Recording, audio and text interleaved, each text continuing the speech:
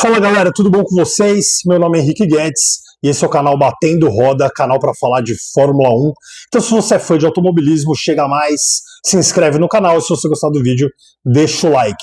Primeiramente me apresentar, como eu disse, meu nome é Henrique Guedes, sou formado em jornalismo e resolvi fazer o canal porque Fórmula 1 é uma das minhas paixões e eu tenho já há algum tempo pensado nesse projeto, muita vontade de falar sobre Fórmula 1, né, falar sobre a temporada.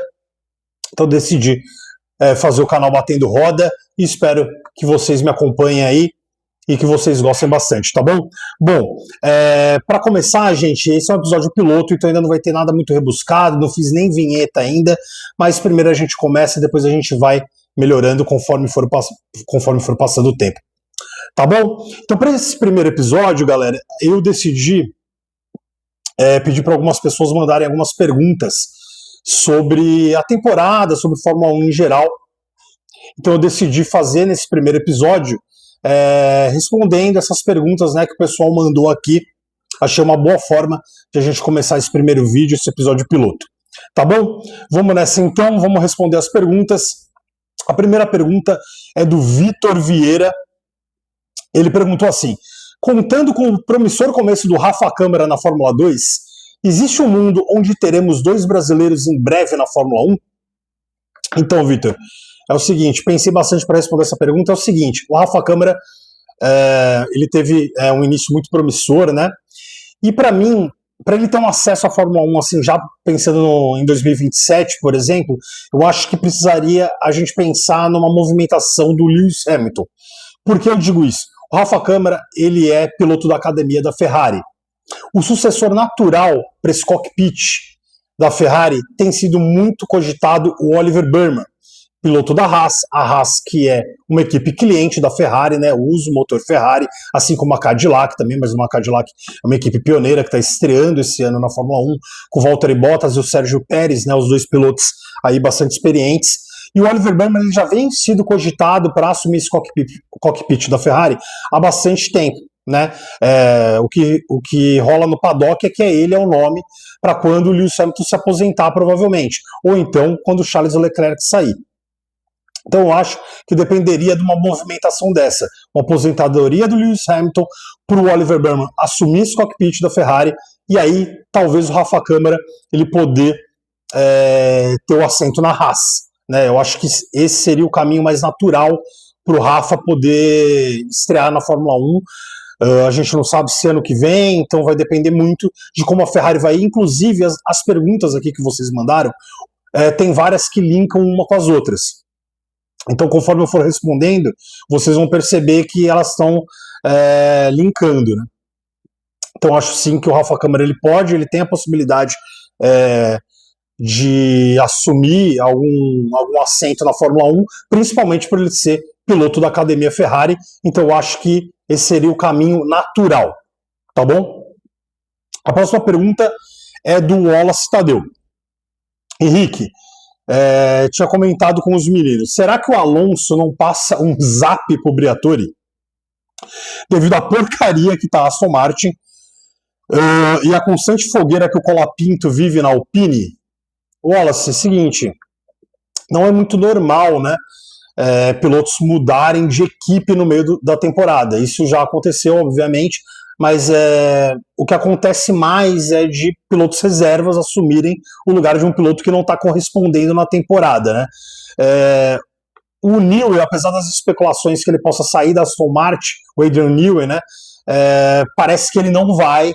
Parece que a Aston Martin vai tentar se recuperar aí, caminhar com as próprias pernas, está difícil. Agora, para esse GP do Japão, por exemplo, a expectativa é que a Honda, né, falou a Honda, que é a fornecedora de motores da Aston Martin, falou que a expectativa é que a Aston pelo menos consiga terminar a corrida. Você vê o nível que está a Aston Martin nesse início de temporada.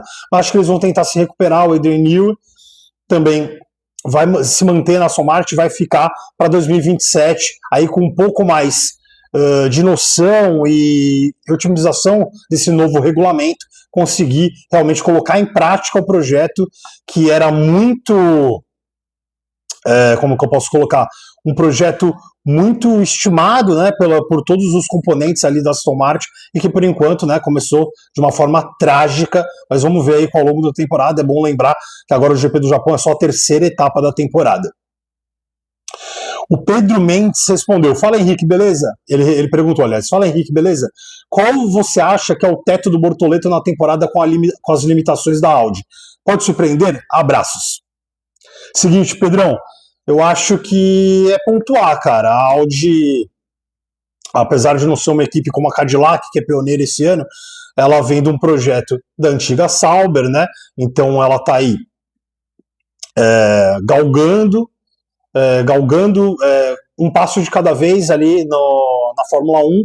Esse ano, eu acho que o Bortoleto ele tem que tentar pontuar e principalmente terminar à frente do Hülkenberg. Acho que esse é o principal objetivo do Bortoleto. Ainda não é nada.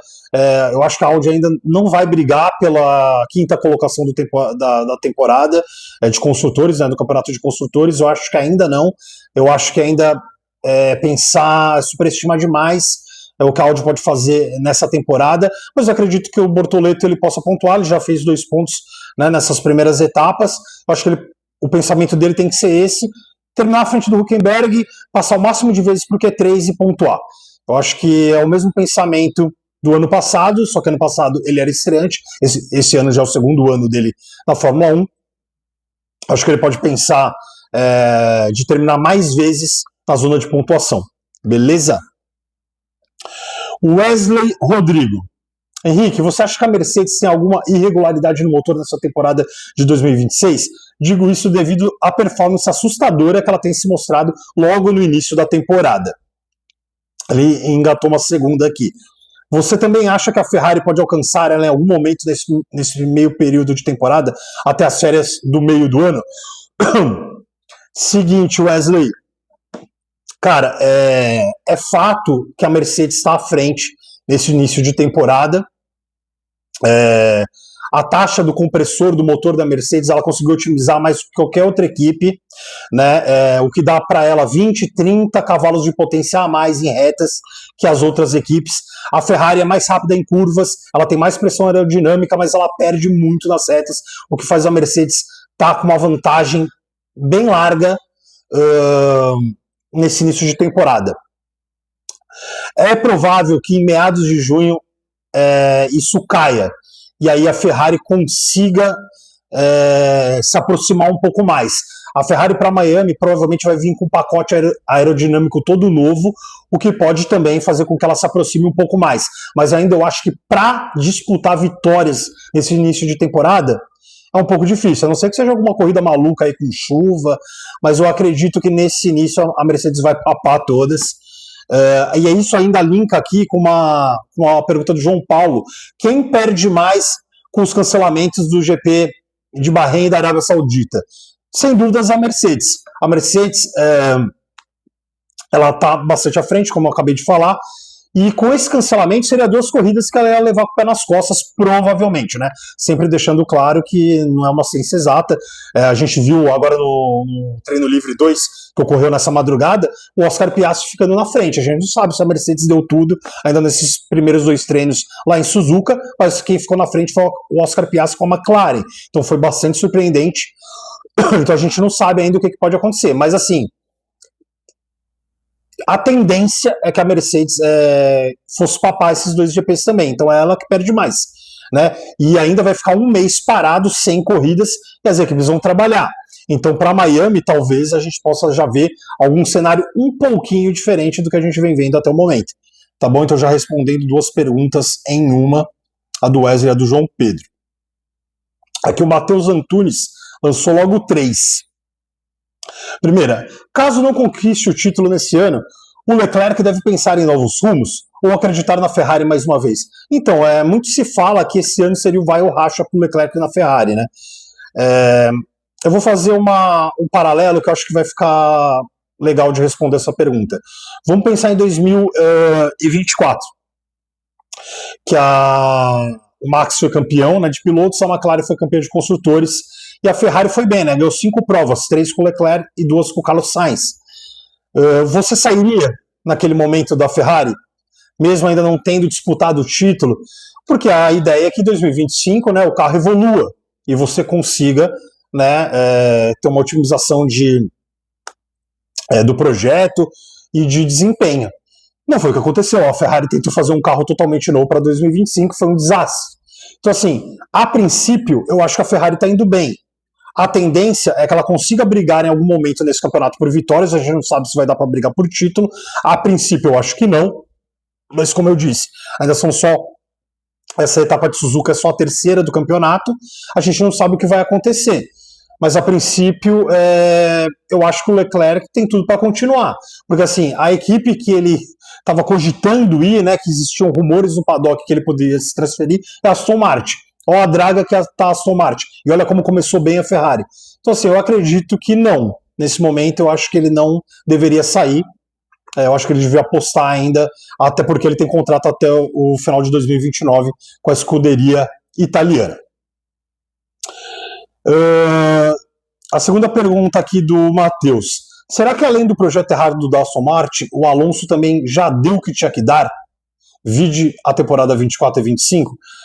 Matheus Antunes, meu caro amigo tuneiro, eu acho que, cara, tá chegando na hora, né? O Alonso aí já tem 44, 45 anos, né, se não me engano. Acho que tá chegando na hora. Ele tava apostando muito nesse projeto para esse ano do Adrian Newey, né? Que começou totalmente trágico para a equipe.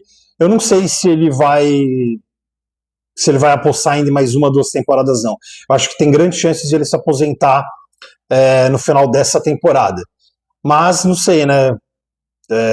Foi uma coisa tão fora da curva o que está acontecendo com a Aston Martin, que talvez até ele possa apostar em realmente ter um carro em condições e ver aonde esse carro pode levar ele, né? Porque, por enquanto, é algo totalmente fora da curva, fora da caixa. Ninguém esperava que isso fosse acontecer. A Aston Martin não conseguia nem completar as provas, né? Como eu disse, nesse GP de Suzuka, a expectativa é terminar, né? Não é nem de chegar perto de zona de pontuação. Vamos ver como vai suceder aí ao longo da temporada, se vai melhorar o carro, o que eles vão conseguir fazer, e aí eu acho que vai dar para ter uma noção melhor do que o Alonso pretende fazer da sua carreira, né? Mas a gente sabe que está chegando ao fim, né? Não tem muito mais o que o Alonso extrair, não.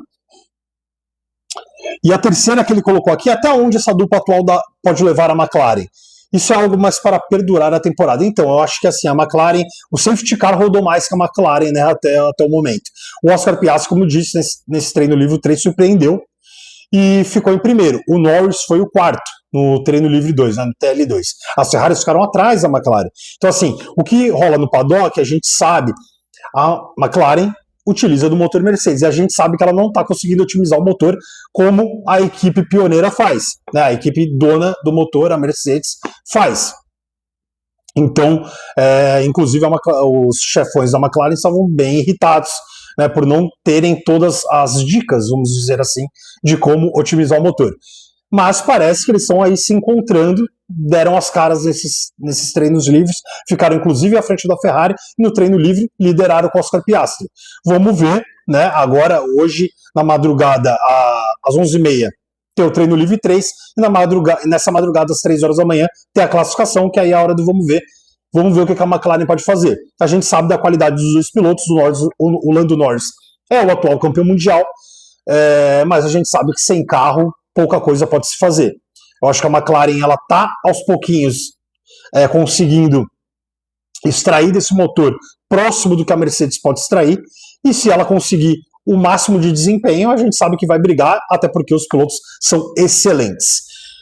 Bom, rapaziada, respondidas as perguntas, eu espero que vocês tenham gostado desse primeiro vídeo. Como eu disse, foi um episódio piloto, ainda estou me ajeitando o cenário, tentando ali pensar como que eu vou realmente tocar o canal, qual que vai ser a proposta, mas eu decidi começar logo de uma vez para a gente poder startar aí e começar a fazer conforme forem passando os dias, meses, semanas, eu vou melhorando e vou vendo que direção e que diretriz eu vou tomar. Beleza, rapaziada? Se você gostou do vídeo, deixa o like e se inscreve no canal, sempre ajuda, compartilha com os amigos. E é isso aí, até a próxima!